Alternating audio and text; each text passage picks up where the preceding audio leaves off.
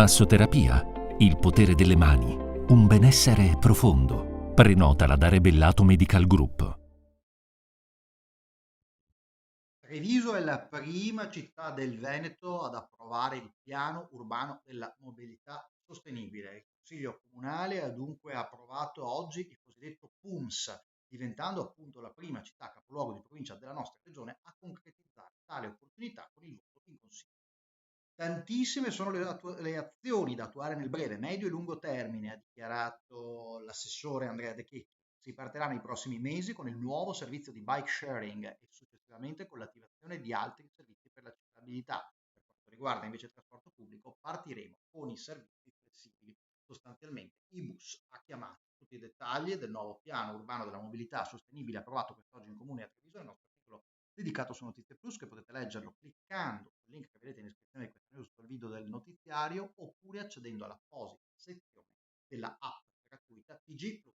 E andiamo alla cronaca. Oggi nel pomeriggio un giovane classe 2002 è uscito autonomamente di strada mentre si trovava al volante della sua vettura e percorreva via Traversagna a Onigo, di roba.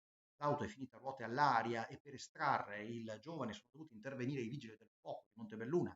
Sul posto anche il personale sanitario del 118 che ha stabilizzato l'automobilista, condotto poi all'ospedale Castoncello con l'elicottero. Una pattuglia della Polstrada ha eseguito i rilievi di tutto dopo l'incidente.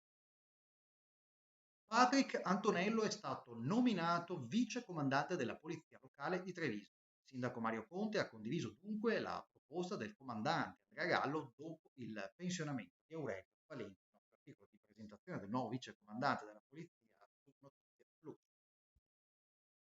Domenica 21 aprile ci sarà la giornata ecologica, appuntamento promosso dalla Regione nell'ambito delle misure di contenimento delle polveri sottili e della sensibilizzazione all'uso di mezzi alternativi alle auto.